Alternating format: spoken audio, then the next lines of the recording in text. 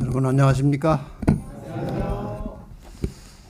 한국에서 아주 유명한 교회 중에 하나인 춘천 은하숙교회 성도님들과 함께 하나님의 말씀을 주말에 나누게 되어서 하나님께 감사드리고 또 부족한 사람을 초청해 주신 여러분께 또 목사님께 감사합니다.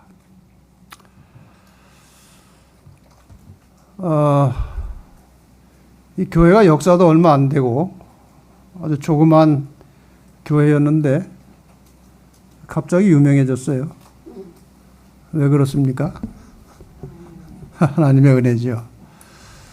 여러분이 아주 적은 인원이지만 정말 하나님께 헌신하시고 또 목사님께서 그 아주 열정적으로 헌신적으로 함께 일하셔서 이 교회를 우리나라에서 모르는 사람이 별로 없어요. 이렇게까지 교회를 잘 이끌어 주신 목사님과 함께 협력하신 모든 성도님들 수고 많이 하셨고, 앞으로 이 교회를 통해서 이 시대에 하나님께서 원하시는 기별이 방방곡곡에 널리 전파될 뿐만 아니라 이 교회에 소속된 여러분들이 온 한국 교회의 모범적인 성도들이 되셔서 이 교회에 늘 성령의 역사가 충만하게 임하시기를 간절히 바랍니다. 제가 부탁받은 주제는 이제 선교, 이 교회 앞으로 이제 선교를 열심히 해야 될 것 같아서 선교에 대한 주말 집회를 부탁을 받았는데 와서 보니까 이 교회가 좌석이 얼마 안 돼가지고 선교를 너무 많이 해도 안 될 것 같네요. 그래서 그러나 우리가 우리 재림교회 선교는 사람들을 많이 모아서 교회를 채우는 것도 물론 중요하지만 이번에 이 강습을 통해서 여러분이 이제 깨닫게 되시겠습니다만 이 말씀의 씨앗을 온 세상에 뿌리는 것이 재림교회의 굉장히 중요한 사명입니다. 그래서 저희 교회도 뭐 조그맣습니다. 진리의 불교회도 조그만 교회고 뭐 좌석이 한 60대고 옆에 뭐 스튜디오 다 해서 한 7, 80명까지 들어갈 수 있지만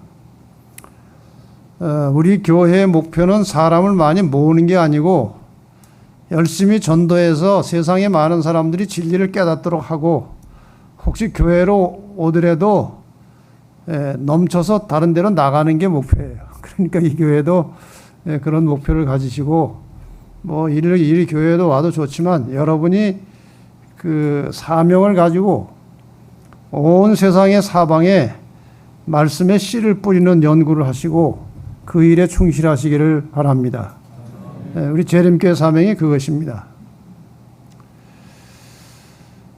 그런데 제가 어디 가서 집회를 하면은 이 녹음된 설교, 녹화된 설교가 하도 많이 돌아다녀가지고 뭐 다는 아니지만 꽤 상당히 많은 분들이 이제 들으셨던 설교가 꽤 있어요. 그래서 부담이 되지만 꽤 많은 분들이 이제 방송으로 설교를 듣다가 만나서 설교를 들으면 방송 들을 때하고는 또 전혀 다르다고 그래요. 그래서 이제 제가 용기를 좀 갖고 또 한 가지는 이제 아까 잠깐 나왔지만 어떤 문제에 대하여 한번 말했다고 해서 그 말한 것을 청중이 다 기억하고 있으려니 하고 생각지 말라 그랬어요. 다 잊어버리는 거예요. 우리 목회자들이 교인들에게 고마워할 것이 몇 개 있는데 그 중에 하나가 설교를 잘 잊어버려 주는 거예요. 그거 다 기억하고 있으면 설교할 게 없어요. 그 다음에 또 반복해서 해야 되는 이유 중에 하나는 실천을 안 하는 겁니다. 여러분이 그 아이들에게 잔소리할 때 한 번 한 잔소리는 다시는 안 합니까? 안 하니까 또 하고 안 하니까 또 하는 거예요. 그러니까 설교도 여러분이 다 들으신 것도 많지만 실천을 안 하니까 또 하는 겁니다. 그리고 문제들을 너무 빨리 다루고 넘어가는 경향이 있다. 명백하고 단순한 말로 간단하게 교훈하되 그것을 자주 되풀이하라 그랬어요. 그러니까 우리 윤 목사님도 맨날 다른 설교만 하려고 하시지 말고 말을 안 들으면은 같은 말을 또 해야 돼요. 그래서 제가 서울중앙교회 있을 때 그렇게 전제했습니다. 제가 같은 설교를 안 하는데 같은 말은 합니다.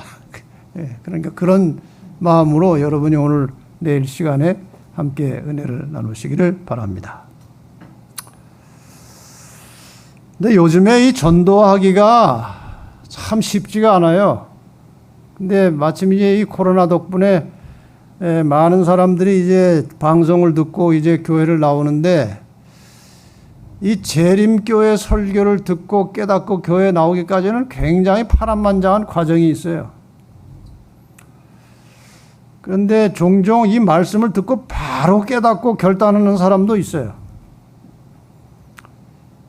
작년입니다. 작년 이제 초인데 어떤 사람이 그 구원파 교회 다니시는 장로님인데 진리를 찾으려고 아무리 애를 써도 그 교회에서 진리 같은 게 나오질 않더래요. 그래서 몇 사람 뜻이 많은 사람끼리 한 100수십 명이 나와가지고 자기들끼리 이제 따로 집회를 하는데 목사가 없으니까 이 사람도 설교하고 저 사람도 설교하고 돌아가다 설교를 하다 보니까 말이 서로 맞질 않고 의견이 달라서 또 싸우더래요. 거기 나와가지고. 이 사람이 고민하다가 성경 중심으로 믿는다는 게 뭐냐 해서 이제 인터넷을 열어가지고 성경 중심을 쳤더니 제가 이제 방송하는 채널 7이 나오더래요. 거기에 이제 성경 중심의 설교 그게 타이틀로 들어가 있거든요. 그래서 이분이 이제 그걸 듣기 시작했는데 그동안 자기가 바라고 애타게 기다리던 진리가 다 나오더라는 거예요. 그 속에서. 그래가지고 이제 놀래가지고 부인하고 둘이 앉아서 그냥 몇 달을 들은 겁니다. 그래서 야, 진리는 이것이다.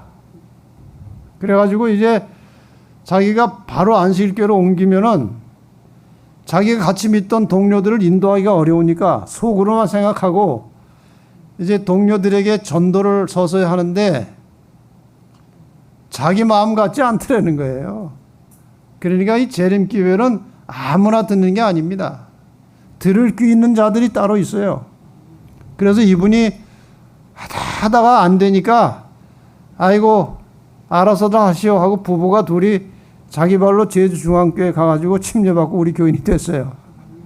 근데 그 사람이 이제 저한테 이런 문자를 보내왔어요. 저는 마치 진주를 발견한 마음인데 이 재림교회 기별을 듣고 진리의 길을 열심히 설명해도 듣고 돌아서면 이단의 벽이 넘네요. 마포에 사는 자매에게 이제 전화를 해서 책도 보내주는데 금방 찾아가 상담할 것처럼 이야기하고는 조용하네요. 이단이라고 생각하고 이제 상대를 안 하려고 그러는 거예요. 그 외에도 여러분에게 책도 사서 전하고 상담도 하였으나 잘 안 됩니다. 이제 미련 없이 재림성도의 길을 가겠습니다. 하고 이제 더 이상 전도도 못하고 우리 교회로 부부가 와서 교인이 됐어요. 그때 제가 이제 이런 답변을 보냈어요.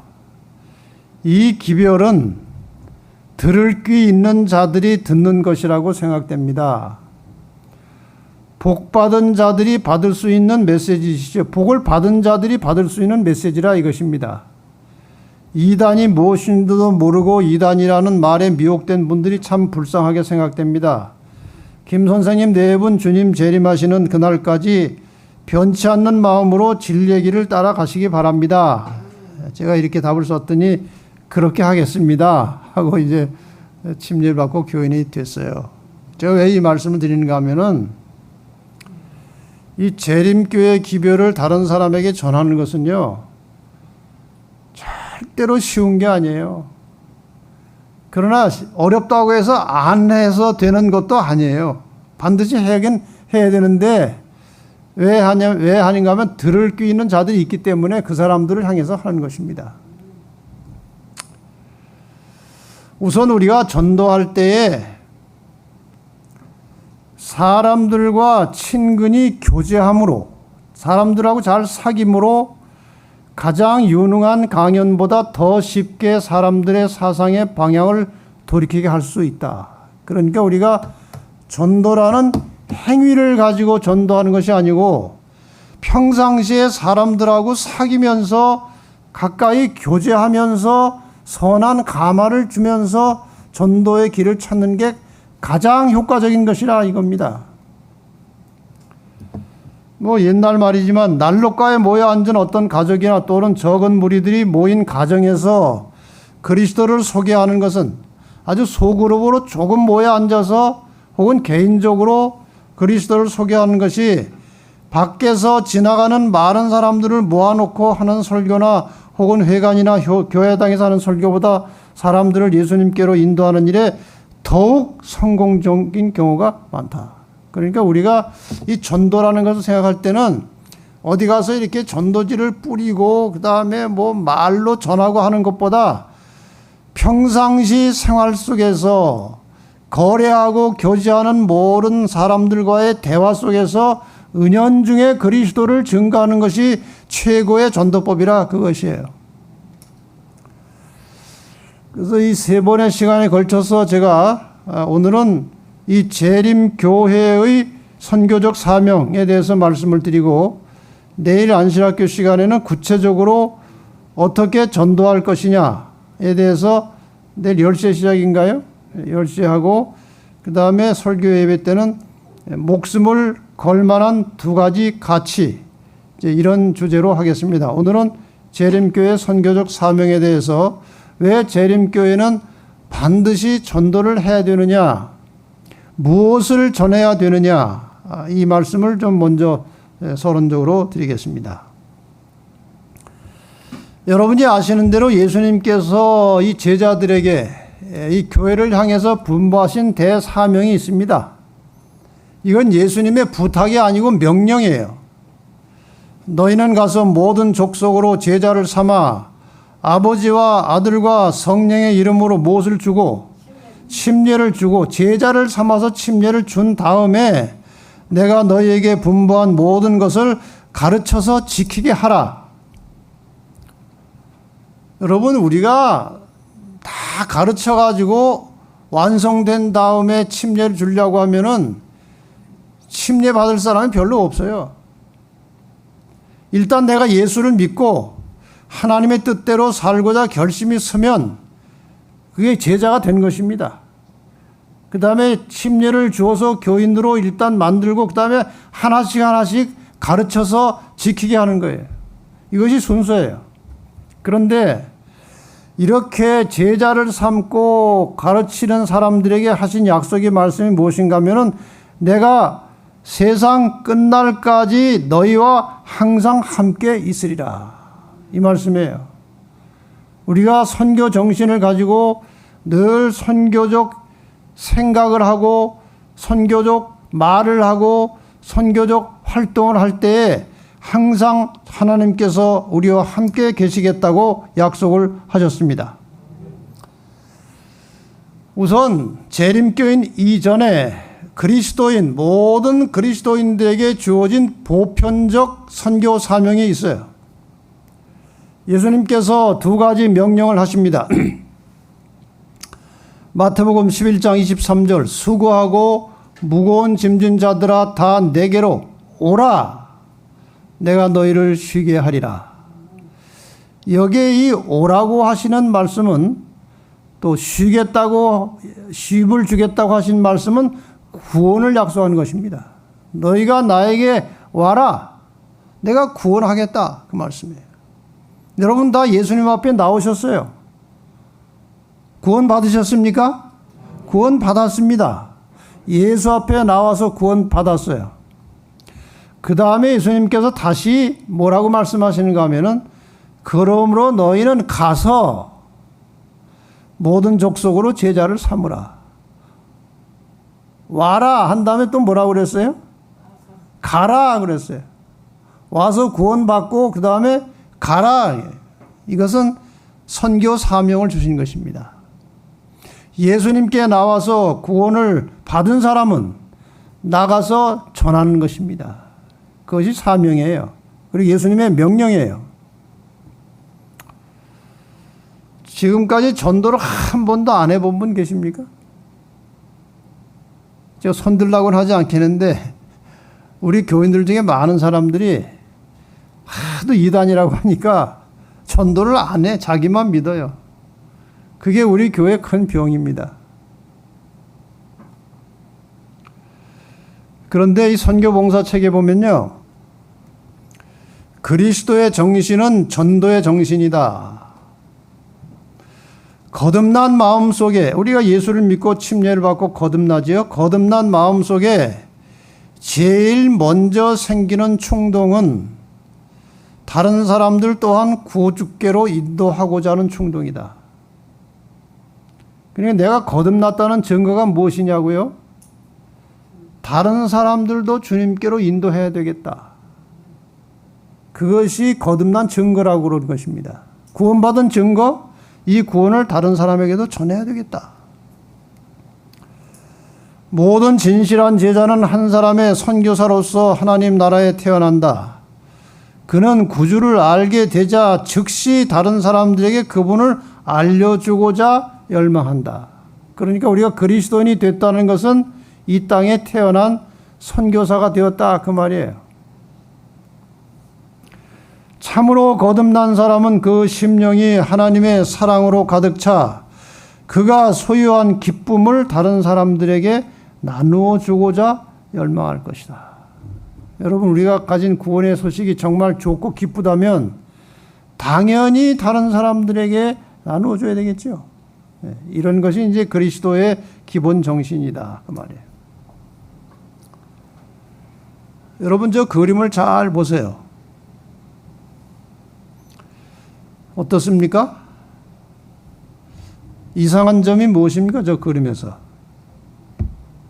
지금 아버지가 아이 5이 있는데 그 아이들이 막 보채고 울고 서로 싸우고 그래요. 근데 자세히 보면은 뭐가 문제 같아요? 뭐가 좀 이상하지 않습니까? 아이들이 말이에요, 아버지보다 더 늙었어요. 그렇죠? 저게 뭔 그림일 것 같아요? 이 교회는 해당이 안 됩니다. 아주 묵은 오래된 교회. 나이 많은 분들이, 교회 오래 다닌 분들이 많은 교회는 전도를 잘 안 해요. 전도를 잘 안 하니까 교인들끼리 싸워요. 문제가 많아요. 그래서 목사가 전도를 해야 되는데 교인들 싸움 말리고 교인들 화해시키느라고 일을 못해요. 저도 그런 경험이 있어요. 어떤 교회 가서. 이게 바로 오늘날 현대 교회 모습이에요. 전도하지 않고 교인들끼리 싸우는 거. 여기하고는 상관이 없죠. 이 교회하고는 상관이 없다고 저는 생각합니다. 왜 그러느냐? 왜 이렇게 싸우느냐? 다른 사람에게 나누어 줌으로써 우리는 빛의 산 통로가 된다. 만일 우리가 영적인 힘을 활용하지 않으면 환자들이 오랫동안 활동하지 않고 누워 있으므로 사지가 연약하게 되는 것처럼 우리는 쇠약하게 될 것이다. 힘은 사용함으로 생긴다. 그러니까 전도하는 일을 잘 하지 않으면요, 교회를 다니고 신앙 생활을 하면서도 어떤 선교적 사명이나 선교적 마음이 없으면 신앙이 서서히 식어지고 팔다리에 힘이 빠지게 돼 있어요. 다시 말하면은 우리가 영적으로 살아서 활기 있게 활동적으로 일을 할 수 있는 것은 열심히 일하고 복음 전하고 다른 사람과 어울려서 함께 하나님의 사랑과 복음을 나누는 일에 충실할 때에 영적으로 육적으로 활력이 생겨서 힘있게 일할 수 있다는 것입니다. 근데 대부분의 사람들이 전도를 하지 않기 때문에 영적으로 쇠약해서 바깥으로는 나가지 않고 방 안에서 서로 다툰다는 거예요.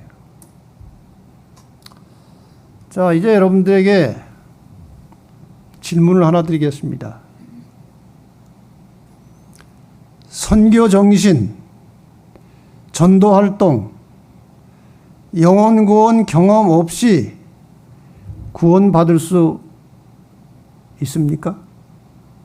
어떻게 생각하십니까? 선교 정신도 없고 전도 활동 전혀 해본 적도 없고 영혼 구원 해본 경험도 없는데 구원받을 수 있습니까? 대답하기 어렵죠. 없다고. 그러나 제가 이제 스스로 대답하기는 곤란한 질문이기 때문에 연애신을 몇 개를 보겠습니다. 구원받은 성도들이 이제 하늘에 올라갔어요. 그 와이프니 계시 가운데 보니까 나는 헤아릴 수 없이 많은 천사들이 도성에서 영광스러운 면류관을 가져오는 것을 보았는데 그 면류관에는 성도들의 이름이 각각 적혀 있었다. 면류관마다 자기 이름이 있더래요. 예수께서 그 면류관들을 요구하시자 천사들이 그분께 갖다 드렸다. 그러자 사랑스러운 예수께서 당신의 오른손으로 그 면류관을 성도들의 머리에 씌우셨다. 기분이 어떻겠습니까? 하늘에서 구원받았는데 예수님이 면류관 하나씩 다 씌워주시는 거예요. 초기 문집에 다시 보면 그중 어떤 이들은 매우 빛나는 면류관을, 다른 이들은 그다지 빛이 나지 않은 면류관을 쓰고 있었다. 어떤 사람은 면류관이 반짝반짝 하는데 어떤 사람은 그냥 조금 빛이 나요.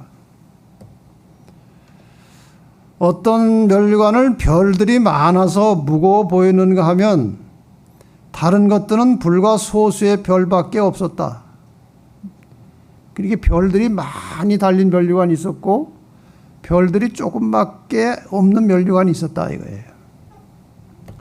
그러나 모두는 많이 있는 사람이건 적게 있는 사람이건 자기의 면류관에 완전히 만족하였다. 여러분, 이 별이 어떤 사람은 왜 많고 어떤 사람은 왜 적습니까?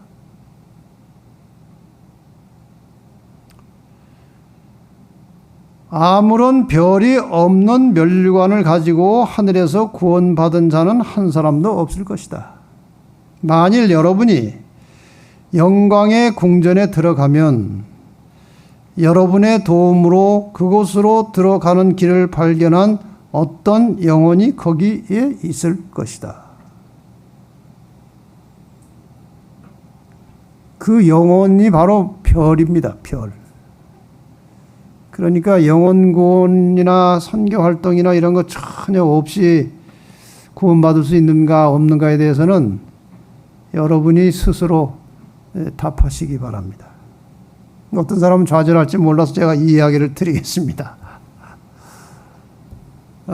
신계원 목사님이 여러분이 잘 아시죠? 일찍 참 안타깝게 일찍 돌아가셨는데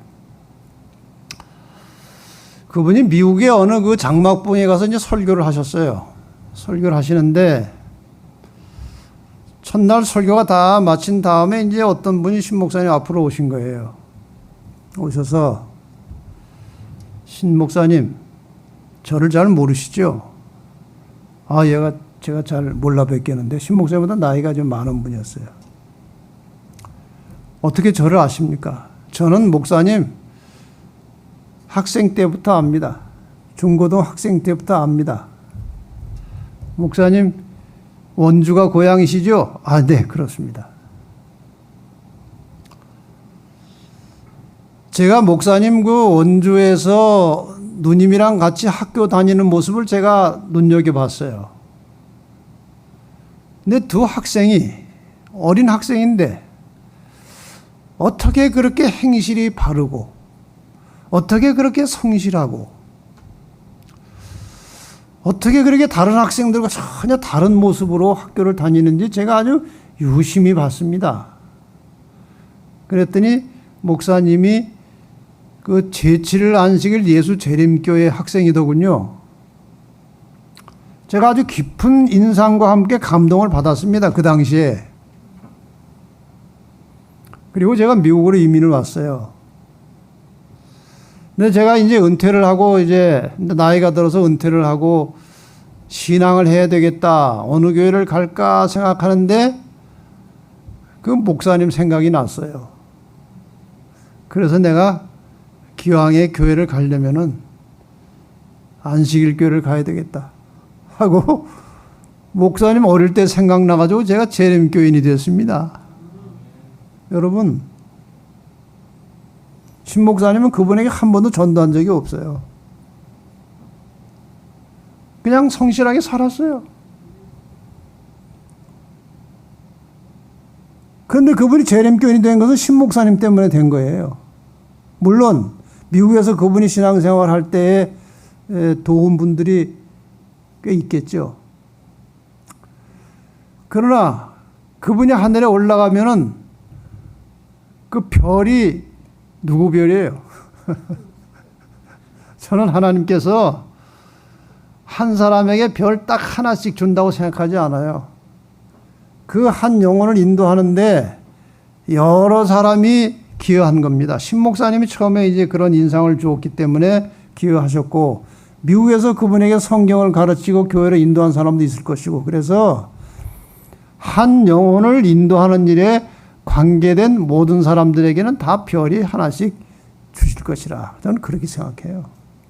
그러니까 여러분이 꼭 전도를 구체적으로 실제적으로 안 한다 할지라도 여러분이 그냥 그리스도인으로서 친절하게 잘 사람들을 대하고 정말 그리스도인답게 살다 보면 여러분의 생활의 가마를 통해서 가족들이나 친척들이나 다른 많은 사람들이 그냥 보고 느낌으로 언젠가 예수를 믿을 수도 있는 것입니다.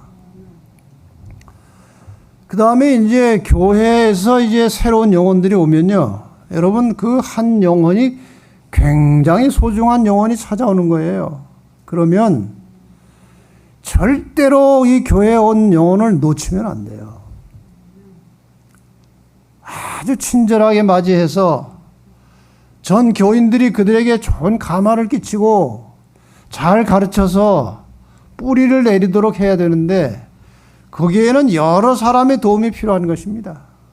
목사님이 설교도 잘 해주셔야 되고 또 식사 시간에 좀 친절하게 누군가 옆에서 식사도 같이 해주고 또 이렇게 서로 또래가 같으면 아주 상담도 해주고 좋은 이야기도 해주고 이렇게 해서 사람을 가꿔야 되는데 어떤 정신이 필요한가? 예수를 먼저 믿고 구원받은 사람들은 모든 다른 사람들에게 친절하고 예의 바르게 그리스도인답게 행실을 해줘야 돼요.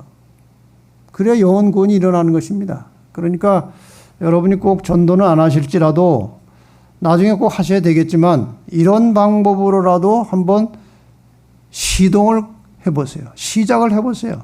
내일 오전에 제가 여러분이 아주 쉽게 전도할 수 있는 방법을 또 알려드릴 테니까 그건 또 내일 공부하시고 오늘은 이제 우리의 사명이기 때문에 재림교회는 남들이 가지고 있지 않은 다른 교회나 교파가 가지고 있지 않은 특수한 선교적 사명이 또 있습니다. 이것을 오늘 저녁에 여러분에게 좀 요약해서 알려드리겠습니다.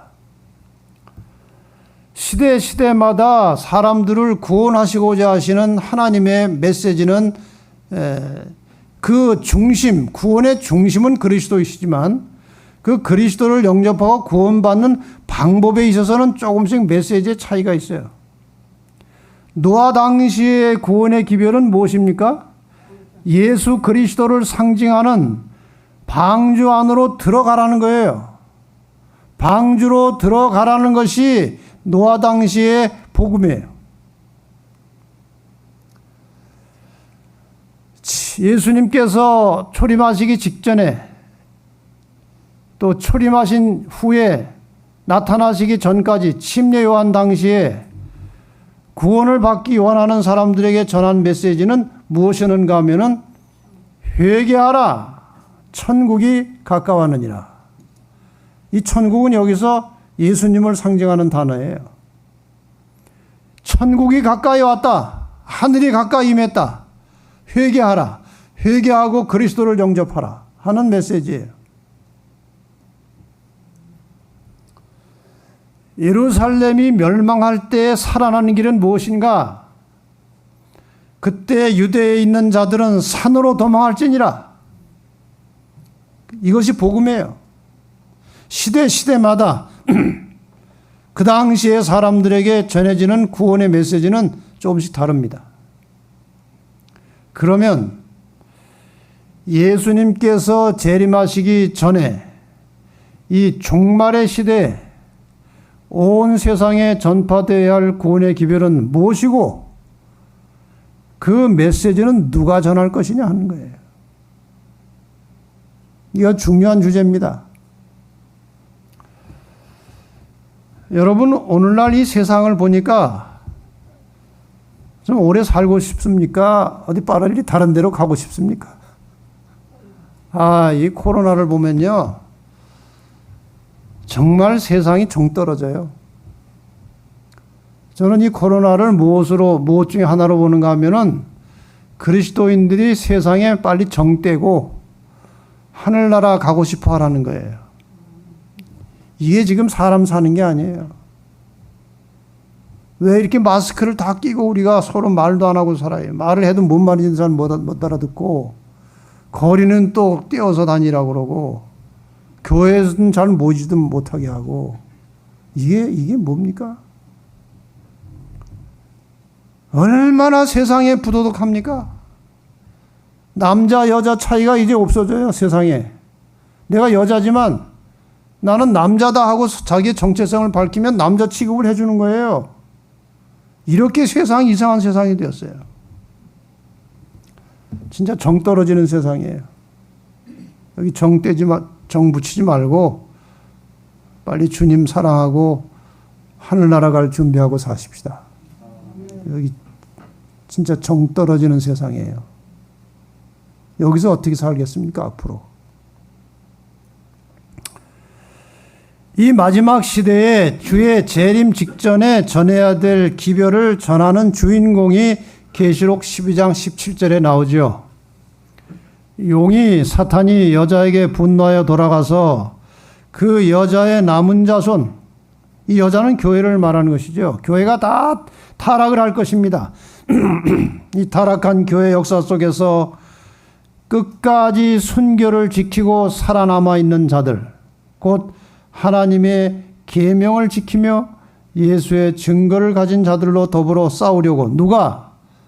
용이, 사탄이 하나님의 계명 지키는 자와 싸우려고 바다 모래 위에 섰다 그랬어요. 그러니까 사탄의 마지막 표적은 누굽니까? 계명을 지키는, 안식일을 포함해서 계명을 지키는 자들이 사탄이 이 세상의 모든 세력을 동원해서 공격할 마지막 표적이에요. 그래서 마지막 구원의 소식을 온 세상에 전파할 사람들은 바로 남은 자손들이에요. 여러분과 제가 아니면 이 세상 사람들을 마지막에 살게 할 수 있는 기별을 전할 수가 없고 전할 사람이 없어요. 다 계명을 무시하기 때문에. 그럼 성경에 기록된 마지막 구원의 소식이 무엇인가? 어떤 소식을 우리가, 남은 자손이, 재림 성도들이 어떤 소식을 전해야 하느냐 하는 것이죠.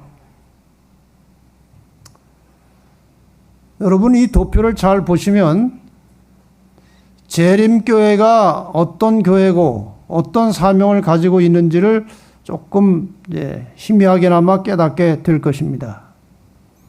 지금 이 세상의 역사는 선악간의 싸움이에요. 교회와 예수 그리스도, 그리고 세상과 사탄이 연합해서 선악의 싸움을 싸우고 있어요. 계시록 12장을 보면 이 싸움이 이렇게 진행됩니다. 1차 싸움은 하늘에서 미가엘과 용 사이에 있었어요. 그래서 용이 그의 사자들과 함께 하늘에서 져서 쫓겨났습니다. 이것이 선악의 1차 싸움이에요. 2차 싸움은 여자의 우선 메시아 예수 그리스도께서 이 땅에 오셨어요. 예수를 사탄이 공격한 것입니다. 그러나 예수님은 사탄에게 굴복하지 않으시고 범죄하지 않으시고 마침내 십자가로 승리하셨어요. 하늘에 올라가셨어요. 그 다음에 이 땅에 교회가 남아서 세 번째 싸움은 사탄이 이 세상의 교회를 핍박하고 쓸어버리려고 하는 것입니다. 처음에는 로마 제국을 통해서 교회를 핍박했어요. 그 다음에 타락한 교회, 로마 교회가 하나님의 참 백성들을 공격했습니다. 교회가 얼마나 심하게 핍박을 받았는지 물에 떠내려갈 뻔했어요. 근데 땅이 여자를 도와서 살아났는데 그것이 미국 땅에 이제 청교도들이 들어가서 이제 새로운 개신교 국가가 만들어진 것이에요. 그래서 다시 살아났어요. 자, 이제 마지막 사탄의 공격의 대상은 남은 자손이에요. 이 남은 자손과 용이 앞으로 어떻게 대결할 것인가에 대해서 계시록 13장과 14장이 나오는 겁니다. 요약해서 보면 용의 편에서는 계시록 13장에 교황권과 미국이 힘을 모아서 여러분이 요즘 우리 전 목사님 통해서 계시록 공부를 하셨기 때문에 대충 다 아실 겁니다. 제가 요약해 드리는 거예요. 계시록 13장에 보면 교황권과 미국이 연합해서 짐승의 우상을 만들고 절하게 하고 짐승의 표를 받게 하고 짐승의 표를 받지 않은 자들은 매매를 못하게 하고 죽이기까지 하고 핍박을 한다고 그랬어요. 이것이 용의 마지막 전략이에요.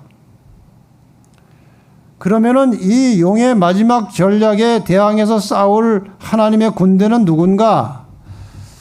이것이 계시록 14장에 나오는 끝까지 하나님의 계명을 지키고 그분의 인을 받고 계시록 14장에 세 천사의 기별을 증가하는 14만 4천이에요.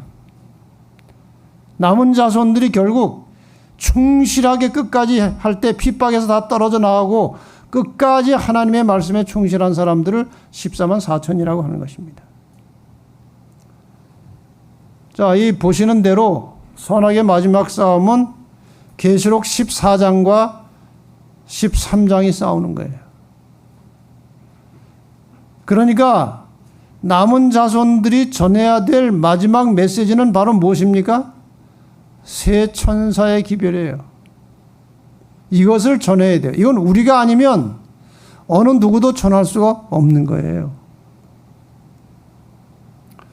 자, 세 천사의 기별을 한참 공부해야 되겠지만 요약해서 간단하게 하면 이겁니다. 다 공부하셨으니까. 일단 첫째 천사의 기별이 아주 중요해요. 그가 큰 음성으로 가로되 하나님을 두려워하며 그에게 영광을 돌려라. 하나님을 두려워하고 그에게 영광을 돌려라. 이는 왜냐하면 그런 뜻이에요. 왜 하나님을 두려워하고 왜 하나님께 영광을 돌려야 하느냐?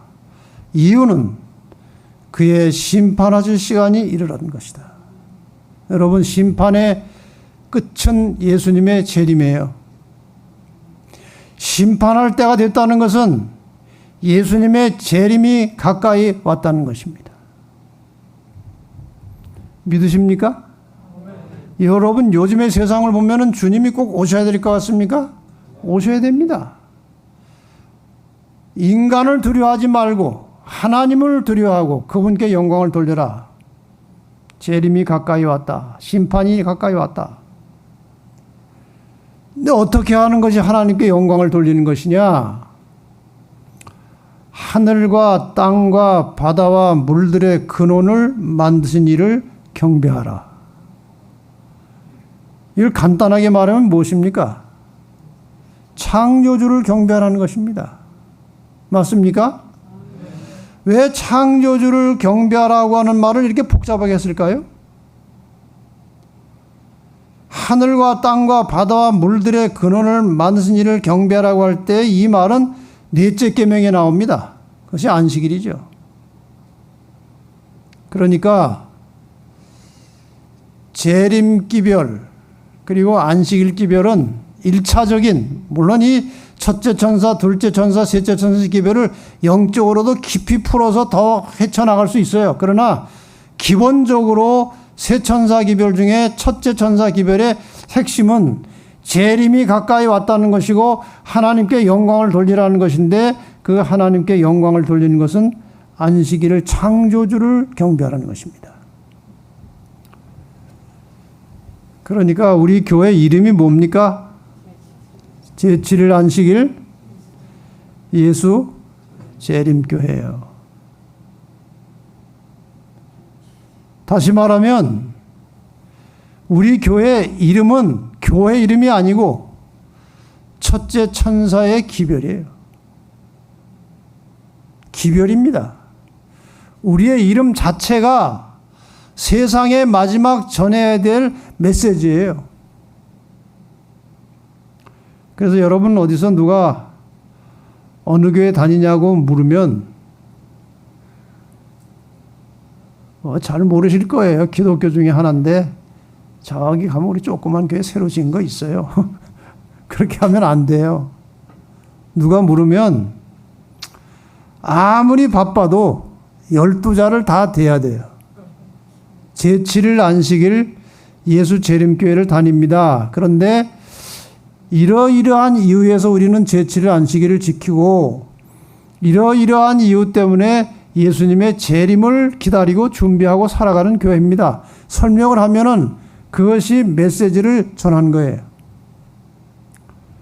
앞으로 그렇게 하시겠습니까? 그렇게 하셔야 돼요. 그 사람들이 듣든지 말든지 그것은 그 사람의 선택입니다. 그런데 어떨 때는 어떤 사람이 눈이 번쩍 뜨여가지고 아 그렇습니까? 내가 안 그래도 안식일이 궁금해 있었는데 아 그러십니까? 그러고 또 깨닫는 사람이 있는 거예요.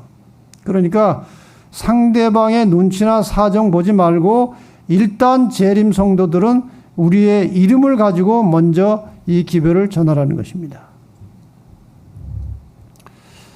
그래서 이 세 천사의 기별을 정리하면요 이런 것입니다. 천사 첫째 1천사의 기별은 심판이 가까웠다 재림 기별이고 창조주를 예배하라 안식일 기별이에요. 그 다음에 두 번째 천사의 기별은 무엇입니까? 무너졌도다 큰 성 바벨론이요.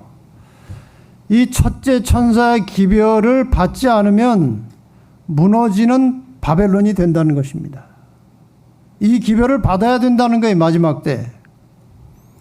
그리고 바벨론은 무너진다는 것입니다. 그리고 너희는 무너지는 바벨론에서 나오라는 거예요. 무너지는 바벨론에서 나오라는 것입니다. 이렇게 나오라고 했는데도 안 나와요. 그게 이제 셋째 천사의 기별입니다. 바벨론에서 나오지 않으면 짐승의 표를 받게 돼 있어요. 사탄에게 교황권에게 굴복하게 되어 있는 것입니다. 결국 굴복하게 되어 있어요. 짐승의 표를 받고. 짐승의 표를 받으면 영원히 멸망한다고 셋째 천사의 기별에 나와 있습니다. 그래서 세 천사의 기별의 결론임과 동시에 셋째 천사의 기별의 결론은 성도들의 인내가 여기 있나니 저희는 뭐하는 사람들이요? 하나님의 계명을 지키며 예수의 증거를 가진 예수의 믿음을 지키는 자들이니라. 성도들에게 무엇이 필요해요? 인내가 필요한데 하나님의 계명과 예수 믿음을 지키려면 목숨을 걸고 인내하고 참아야 된다는 것입니다. 여러분 예수 믿고 진리대로 사는 것이 절대로 쉬운 일이 아니에요. 힘들고 어려우실지라도 끝까지 우리 주님 의지하고 인내하시고 견디시고 승리하시기를 바랍니다. 하나님께서 우리가 원하기만 하면 언제든지 지켜주시고 우리를 인도해 주실 것입니다. 최근에 저희 교회에 출석하게 된 분이 한 분 계세요. 이분은 이제 장로교에 오래 다니시는 분인데 그 사돈댁이 안식일 교인이에요. 이 사돈댁에서 이제 저희 설교를 받아가지고 이 장로교에 다니는 그 사돈댁에다가 계속 전도를 했어요. 복음을 전했고, 또 어떻게 이제 몸이 좀 안 좋고 해서 우리 요양원들에도 좀 다니고 하다가 서서히 눈이 떠지면서 안식일을 깨닫게 됐어요. 그런데 갑자기 이제 교회를 나올 수는 없으니까 부부가 이 안식일을 깨닫고 두 분이 집에서 둘이 앉아가지고 서로 한 사람씩 번갈아 가면서 설교하고 안식일 예배를 드리기 시작했어요. 일요일이 되면 자기 큰 교회, 아주 유명한 교회예요. 거기 나가고 안식일을 지키다가 이 두 분이 생각을 한 거예요. 여보, 우리가 언제까지 이렇게 숨어서 안식일을 지켜야 되냐고. 보니까 이제 바벨론도 배웠어요. 우리 바벨론에서 나와야 되지 않겠냐고. 그래서 두 분이 이제 서로 의논하고 하다가 뭐 이 사돈댁에 또 요양원의 여러 경로를 통해서 이제 저희를 누가 소개했어요. 저한테 연락이 왔어요. 제가 이제 그분하고 이제 상담을 하는데, 목사님, 제가 그동안 이래저래 해서 이렇게 신앙을 했는데 제가 바벨론이 뭔지 깨달았어요. 이제 바벨론에서 나와야 될 것 같아요. 결단을 내리고 저에게 침례를 받고, 우리 교회 용인에 사는데 어떨 때는 온라인 예배 드리고 어떤 안식일은 용인에서 별내까지 와서 예배를 드려요. 얼마나 신실한지 몰라요. 바벨론에 있는 백성들 중에 신실한 백성들이 많이 있어요. 저는 요즘에 그런 사람들한테 연락을 자주 받아요. 내가 이렇게 했는데 이렇게 됐다고. 포항에 있던 어떤 남자분은 자기가 30년 동안 장로교 다녔는데 진리를 찾아도 안 나오더래요. 그러다 이제 어떻게 저희 기별을 유튜브가요, 코로나 시대 유튜브가 굉장한 일을 하고 있습니다. 우리 윤 목사님 설교도 사람들이 많이 듣지만 어쨌든 이분이 이제 저희들의 설교를 듣고 하나씩 깨닫더니 드디어 연락이 왔어요.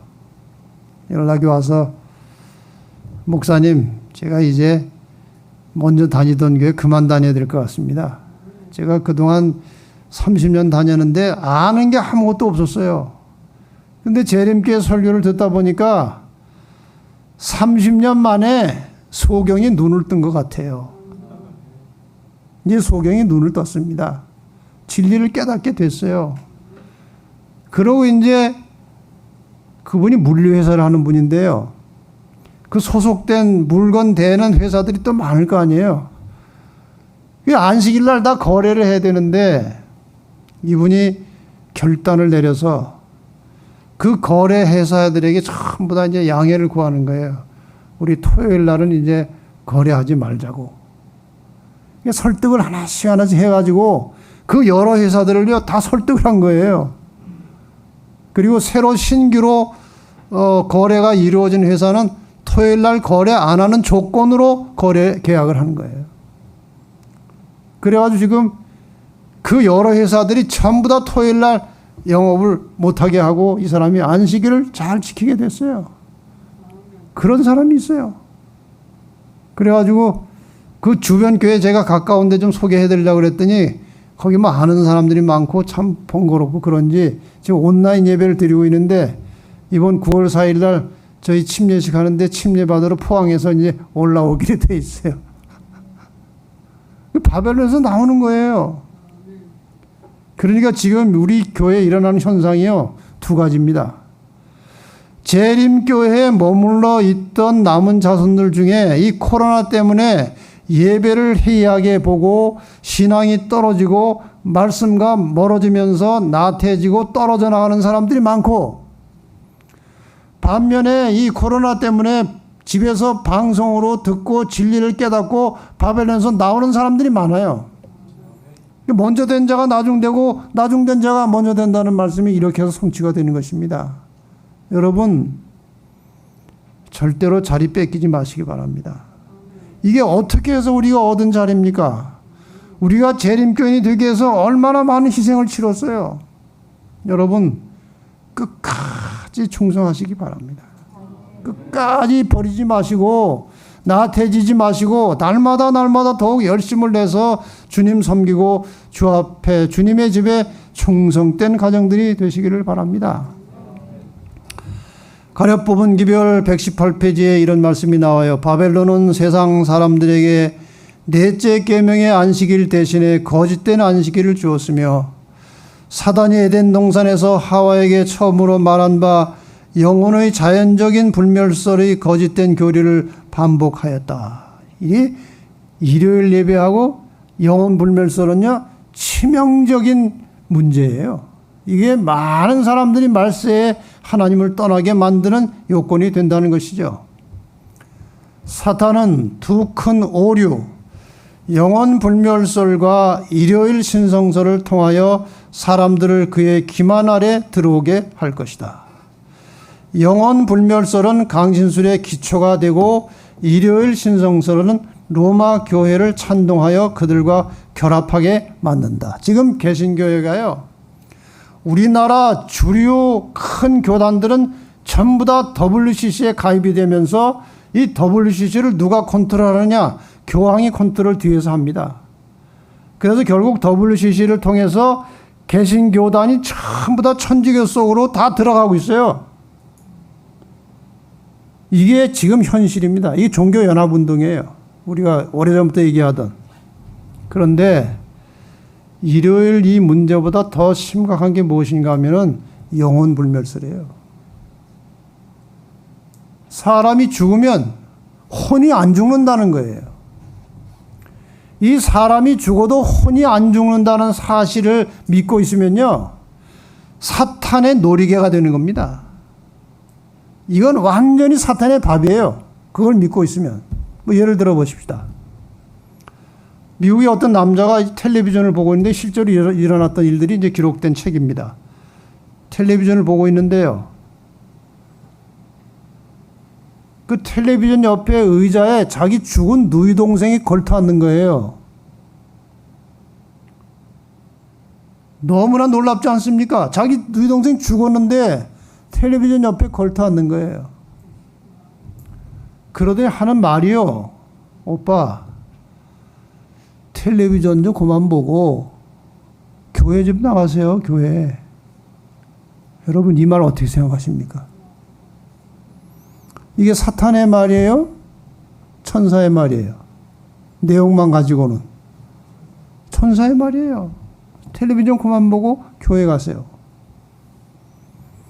그런데 자기 죽은 노유 동생이 거기에 나타날 수 있습니까?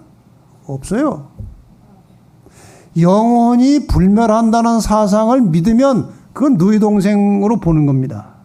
그러나 그건 그렇지 않아요. 그건 사탄의 장난이에요. 말을 아무리 좋은 말을 해도 죽은 자가 산 자의 모습으로 나타났을 때 그것은 사탄입니다.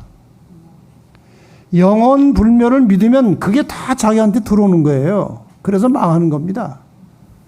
여러분, 재림교회가요, 이 영혼 불멸설을 제대로 가르치고 영혼의 멸절에 대해서 가르치고 믿는다는 것은 굉장한 축복입니다. 예. 어떤 교회 목사님은요, 성경을 100번 읽고 이거를 터득했어요. 영혼이 멸절한다는 사실을 100번 읽고 깨달았어요, 성경을.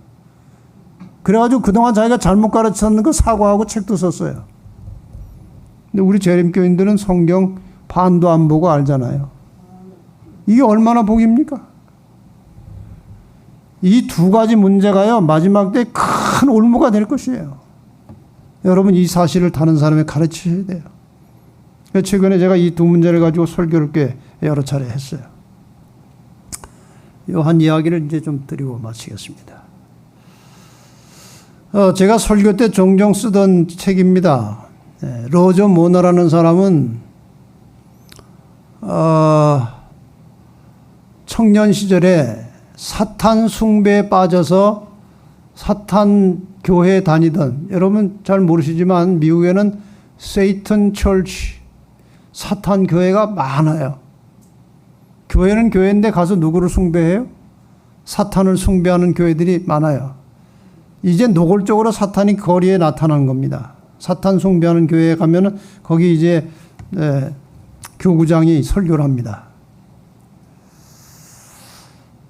이 로정 모나라는 사람은 사탄 교회에 빠졌다가 천신만고 끝에 탈출해가지고 재림교인이 된 사람이에요.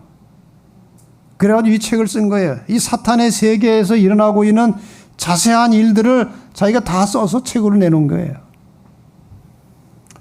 한 일요일에 대주교가 설교를 하는데 설교 제목이 그리스도인들의 우상이라는 제목이었습니다. 그리고 이렇게 말했어요. 대주교는 주님이 사탄 예배할 때 주님이라면 누굽니까? 그게 사탄이에요. 주님이 우리 시대의 풍부한 과학적 지식과 이 모든 것을 감출 수 없이 밝혀내는 이 계몽 정신에도 불구하고 이 계몽 시대임에도 불구하고 영혼 불멸을 믿도록 전 세계를 속였다는 것에 대해서 자랑했어요. 자기들은 이게 속임수라는 거 알죠. 사탄이 속임수였거든요. 영혼 불멸로 온 세상을 속인 것에 대해서 아주 자랑스럽게 말한 거예요. 이 대주교가 그때 누군가가 갑작스럽게 돌발적인 질문을 합니다. 그러면 재림교인들은 어떻습니까? 세상의 모든 이가 속았지만 영원히 불멸한다고 속았지만 재림교인들은 속지 않았습니다. 이 사람이 뭔가 아는 사람이에요. 그들은 왜 이 교묘한 속임수에 이 재림교인들은 왜 이 영혼은 불멸한다는 교묘한 속임수에 넘어가지 않을 수 있었습니까? 이렇게 질문한 거예요. 그랬더니 그 대주교가 하는 말이 재림교인들을 제외시킨 이유는 그 숫자가 매우 적기 때문입니다. 이유가 되질 않는 거예요. 이거는 숫자가 적든 말든 속여야죠. 속이려면. 그리고 그 다음에 솔직한 얘기를 하는 거예요. 그들이 속아 넘어가지 않은 이유는 그들은 평범한 사람들이 아니기 때문입니다. 제가 좀 더 이해하기 쉽게 설명을 드리죠. 사탄이 볼 때요, 남은 자손, 재림교인들은 사탄이 볼 때는 평범한 사람들이 아니에요. 여러분은 사탄이 볼 때 평범한 사람들이 아니에요. 그걸 아셔야 됩니다. 표적 대상이에요. 또 다른 말로 하면. 쉽게 설명드리죠. 재림교인들이 성경상에 나오는 창조의 안식일을 지키는 것 자체가 영들이 그들을 속일 수 없게 만듭니다. 창조주가 그들을 특별히 보호하시고 그들에게 위대한 영적 능력을 주십니다. 누구에게? 재림교인들에게. 이게 누가 하는 말이에요? 사탄 교회 대주교가 하는 말이에요. 그들에게 특별히 위대한 영적 능력을 주십니다. 그래서 그들은 평범한 사람들이 아니라고 하는 것입니다. 여러분, 이게 그냥 보통 대화 속에서 나온 게 아니고요. 사탄의 세계에서 나온 이야기예요. 중요한 이야기입니다. 그러니까 이 선악의 마지막 싸움터에서 재림교회는요, 굉장히 중요한 위치를 가지고 있는 사람들이에요. 그래서 이 로저 모너라는 사람이 그 이야기를 듣고 나서 재림교회에 관심이 생겼어요. 그래서 계속 참된 진리를 찾고자 하는 마음의 동기가 있었고, 후에 나중에 그가 재림교인이 된 것은 바로 사탄의 세계에서 들었던 재림교회 교인들에 대한 이야기 때문에 궁금증을 가지고 있다가 마침내 기적적으로 재림교인을 만나서 재림교인이 된 거예요. 그 마음의 소원이 있었기 때문에 하나님께서 그 사람이 어디에 직장을 옮겼을 때에 그 옆에서 함께 일하는 사람이 안식일 교인을 만난 거예요. 보니까 안식일 날 교회를 가는 거예요. 그래서 대화를 시작하고 몰래 성경 공부를 한 것입니다. 그래서 이 회사에서 재림교인을 만나가지고 은밀하게 성경 공부를 하고 있는데 자기를 사탄교회로 인도했던 그 친구가 자기를 다시 찾아와서 너 배은망덕하군. 아니 내가 너를 어떻게 인도했고 너 우리 사탄 교회 주님 교회 다니면서 그렇게 많은 복을 받았는데 어떻게 배신할 수 있어? 여러분 다 알고 있었어요. 이 친구가 나가서 안식일 교인 만나서 성경 공부하는 거를 그쪽 교회에서는 뻔히 보고 있는 거예요. 귀신같이 하는 거예요. 왜 귀신같이 알아요? 자기들이 귀신이거든요. 다 아는 거예요. 그래서 찾아온 거예요. 그런데 그 다음 말이 참 중요해요. 모노에 대해서 너 대주교가 너한테 대해서 얼마나 관심을 가지고 있었는지 알지? 좋아. 단 한 가지 그분께서 염려하시는 것은 자네가 종교에 관심을 갖고자 한다면 다른 기독교를 선택하지. 왜 하필 안식일 교회냐 하는 것이네. 우리 주께서, 우리 주가 누구예요? 사탄이 이 세상에서 가장 싫어하는 사람들을 말일세. 어떻게 겁이 납니까? 힘이 납니까? 힘나죠? 사탄이 제일 싫어한다는 것은 누가 제일 좋아한다는 거예요? 예수님이 제일 좋아하신다는 거예요. 여러분 우리가 이렇게 어설퍼 보이지만 하나님께서 이 마지막 하나님의 사업에 우리에게 기대를 가지고 계세요. 우리가 아니면 하나님의 뜻을 바르게 제대로 세상 사람들에게 전하고 나타낼 사람이 없어요. 그러니 하나님께서 우리에 대해서 얼마나 기대를 하시겠습니까? 그러니까 우리에게 주어진 책임은 구원받은 것은 당연한 것이고 우리에게 주어진 책임은 막중한 것입니다. 여러분 재림 성도로서 사명을 가지시기를 바랍니다. 그냥 평범하게 교회 왔다 갔다 하는 사람으로 살지 마시고 남은 백성답게 남은 무리답게 하나님께서 기대하시는 사람들답게 그렇게 사셔야 합니다. 여러분이나 저나 다 연약한 인간들이에요. 그러나 우리가 진심으로 하나님께 구하고 매달려서 도움을 구하면 하나님이 저와 여러분들을 도와주실 것입니다.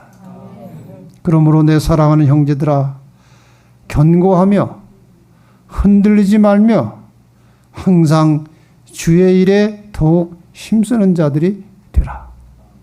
이는 너희 수고가 주 안에서 헛되지 않은 줄을 알미니라. 여러분 오늘 저녁 말씀을 마음속에 깊이 새기시기를 바랍니다.